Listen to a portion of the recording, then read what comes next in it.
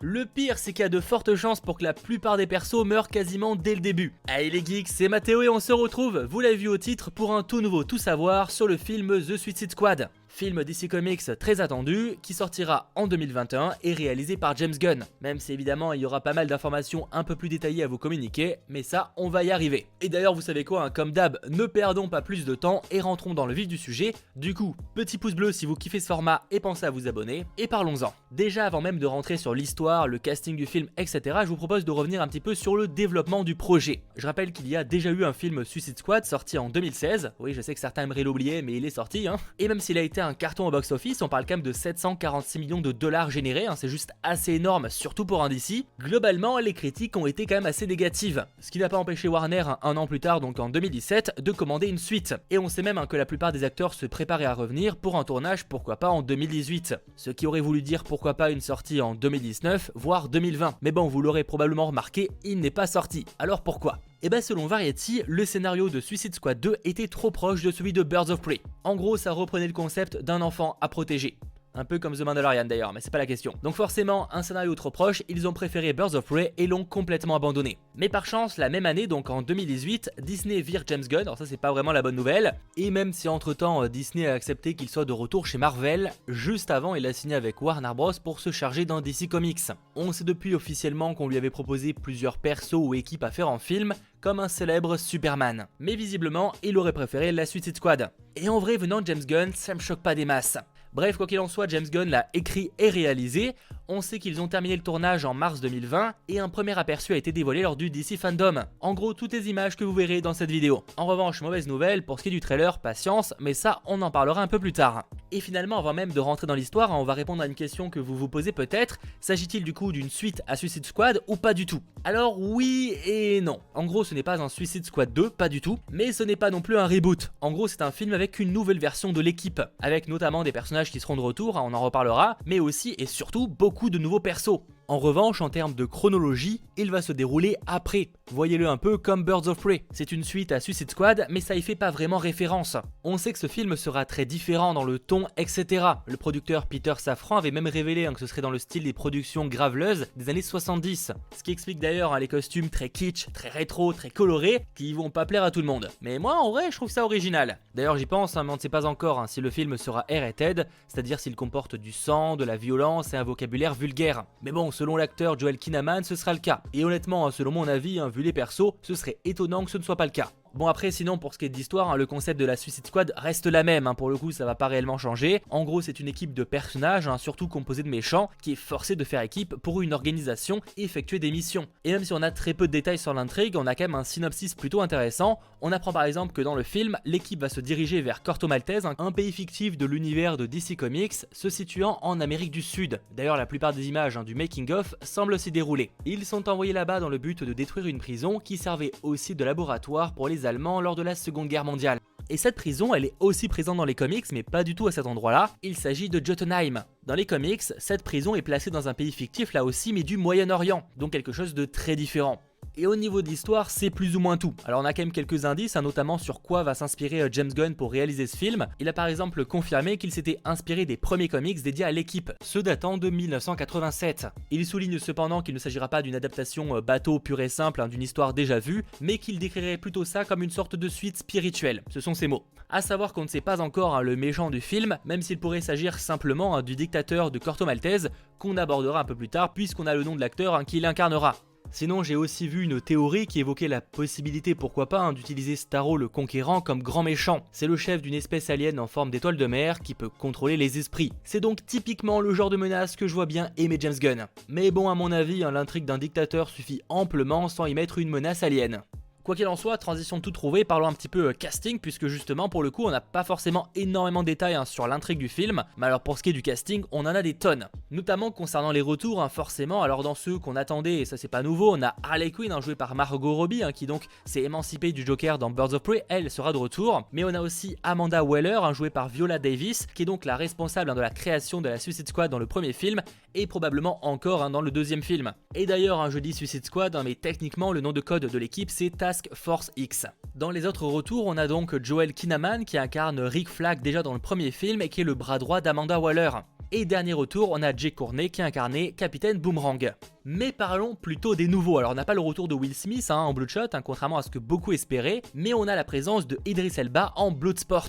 Et ce n'est pas du tout le même perso. Et on a même quelques détails sur pourquoi lui est en prison, c'est d'ailleurs le seul où on sait pourquoi réellement dans le film il était, c'est qu'il a tout simplement tenté de tirer sur Superman avec une balle en kryptonite. D'ailleurs on verra aussi sa fille du nom de Talia Dubois, qui est jouée par Storm Reed.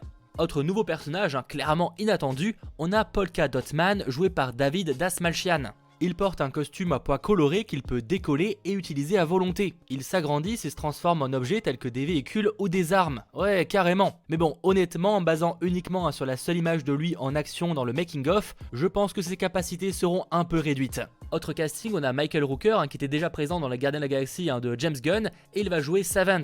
C'est en gros l'héritier d'une grande fortune qui espérait pouvoir utiliser son argent pour devenir un justicier à Gotham City, comme un certain Batman. Sauf que son problème, c'est qu'il a zéro empathie, donc ça marche pas vraiment. Du coup, il s'est lancé dans un business de chantage en utilisant ses connaissances informatiques. Et petite particularité et pas des moindres, il souffre de perte de mémoire. Ça, à mon avis, on va avoir pas mal de vannes à ce sujet. Parce que oui, si vous n'aviez pas compris, de l'humour, il va y en avoir. Toujours niveau casting, on a Javelin qui sera joué par Flula Borg, c'est un ancien athlète olympique devenu criminel et il se bat avec des javelots, d'où le nom. Anecdote, dans les comics, il s'est fait arrêter après une bataille avec Green Lantern. Pas d'infos si ce sera la même chose dans ce film-là.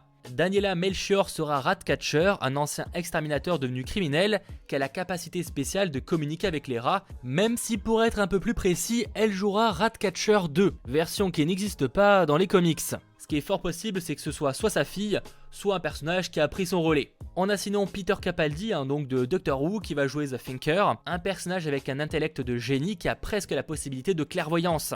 Dans les comics, il a accepté une mission avec la Suicide Squad en échange d'un pardon complet pour ses divers crimes. Toujours en vrac, Blackguard sera joué par Pete Davidson, en gros le méchant pas vraiment talentueux. Il a dans les comics été recruté par une organisation criminelle, mais il s'est carrément fait expulser du groupe. On a dans un genre très différent, beaucoup plus cosmique du coup, un Mongal, qui sera joué par Mei Ling Angie. C'est la fille d'un conquérant de l'espace qui possède de nombreuses capacités surhumaines. On a sinon Alice Braga qui jouera Sol Soria. Alors c'est pas réellement un membre de la Suicide Squad, c'est pas une criminelle par exemple, c'est une rebelle qui lutte contre la dictature à Corto Maltese. Mais bon, globalement de ce que j'ai compris, elle va faire équipe avec la Suicide Squad. Personnage d'ailleurs qui a été inventé pour le film. Tout comme celui qui va suivre, TDK, qui sera joué par Nathan Fillion. Selon les rumeurs, TDK voudrait dire The Detachable Kid.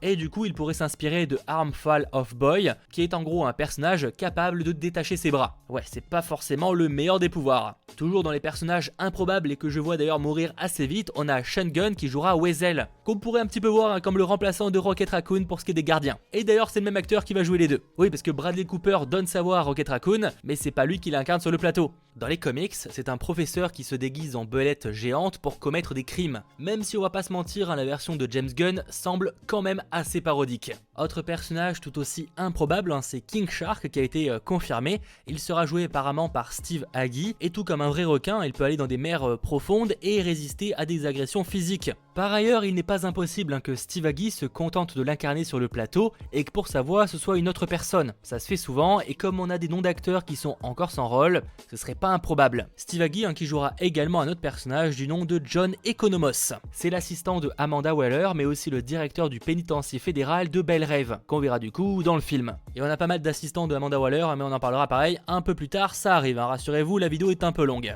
Dernier personnage de la Suicide Squad, et pas des moindres, il s'agit donc du personnage joué par John Cena, un Peacemaker, qui est en gros décrit comme une parodie de Captain America, et qui est prêt à tout pour obtenir la paix, quitte à tuer des gens. Ouais, c'est un peu paradoxal, c'est tout le concept. Et pour vous dire à quel point le personnage sera important, on aura le droit à une série dédiée au perso. Ça a été confirmé, une série est en préparation sur Peacemaker, donc tournage prévu apparemment début 2021, et ça sortira ensuite sur HBO Max. Pas de date de sortie, mais je miserai ça sur 2022. Probablement après la sortie du film. Même si on ne sait pas encore s'il s'agira d'un préquel au film justement ou d'une suite. Ça nous le découvrirons uniquement quand The Suicide Squad sortira dans les salles, histoire de ne pas spoiler sur le sort du perso. Car oui, soyons clairs, James Gunn l'a même d'ailleurs confirmé à de nombreuses reprises, beaucoup de ces personnages-là ne survivront pas. Et même des persos importants de DC Comics, comme par exemple Harley Quinn, aucun n'est à l'abri. James Gunn avait déclaré sur Twitter il y a quelques temps que aucun personnage n'a été protégé par DC. Je cite, ils m'ont donné carte blanche pour faire ce que je voulais. À savoir aussi que côté casting, un Taika Waititi est aussi casté dans le film, mais pour un rôle inconnu. Et d'ailleurs, dans le même genre, un casté à des rôles inconnus, on a Gio Ruiz. D'ailleurs, ça c'était côté héros slash vilain, si je puis dire, mais on a aussi d'autres acteurs et persos qui sont confirmés, notamment Juan Diego Botto qui va jouer le général Presidente Silvio Luna, et qui est en gros le dictateur tyrannique de Corto Maltese, celui que je vous disais un peu plus tôt. Et oui, je vous l'ai dit, on y arrive. Il sera visiblement là la cible de la Suicide Squad. Joaquin Cosio sera Matteo Suarez, qui est en gros un haut fonctionnaire militaire de Corto Maltese et le bras droit de Silvio Luna. Et sans trop m'avancer, ça expliquerait le tournage au Panama pour les décors. On y voit d'ailleurs une partie de l'équipe s'y battre dans la jungle. On peut voir d'ailleurs que l'armée du pays sera appelée pour combattre la Suicide Squad, et même si je ne pense pas que ce soit la mission de base de pourquoi ils ont été envoyés là-bas, l'équipe pourrait peut-être décider de tuer le président pour mettre à bas la dictature dans le pays. Ça reste ma supposition, mais honnêtement j'y crois assez. Et pour aller même plus loin, si on se base sur les images mais aussi quelques infos que je n'ai pas pu confirmer, lors de leur mission, les membres seront séparés en 2 teams, avec chacune une action à effectuer. Une sera dirigée par Rick Flag avec Harley Quinn, Captain Boomerang, ou encore Javelin, Weasel, TDK, Seventh, Mongal et Blackguard. Et la deuxième sera elle dirigée par Bloodsport, avec Peacemaker, Ratcatcher 2, Polka Dot Man, King Shark et le Finker. Pour en revenir au casting, on a Tinashe Kajis qui va incarner Flo Crowley, qui est en gros une assistante personnelle à Amanda Waller, et Jennifer Holland qui va jouer Emilia Harcourt, là aussi une assistante d'Amanda Waller, que probablement on verra qu'au début du film, voire à la fin. Et niveau casting, c'est plus ou moins tout, et en vrai c'est déjà pas mal, même si à mon avis je m'attends, connaissant un petit peu James Gunn et ses réalisations avec les 2 gardiens, qu'on ait pas mal de petites surprises et d'easter eggs liés à l'univers DC Comics, notamment à l'époque de la Suicide Squad. Bref, pour terminer cette vidéo, les points quand même assez importants mine de rien quand ça sort le film. Alors pour l'instant il est planifié pour le 4 août 2021 et selon James Gunn ils sont dans les délais et pourraient tout à fait le sortir à temps. La question maintenant c'est est-ce que la place sera encore dispo le 4 août? Ça c'est pas dit. Pour l'instant c'est le seul film DC Comics qui n'a pas encore été reporté, il a la même date depuis qu'il a été annoncé. On n'est pas loin de l'exploit pour le coup. À savoir malgré tout que moi personnellement je miserais sur un report du film, mais à mon avis on resterait sur une date en 2021. Ce que je vois plutôt bien c'est un report de Wonder Woman 1984, donc de décembre 2020 à pourquoi pas l'été 2021, et ainsi reporter pourquoi pas la sortie de The Suicide Squad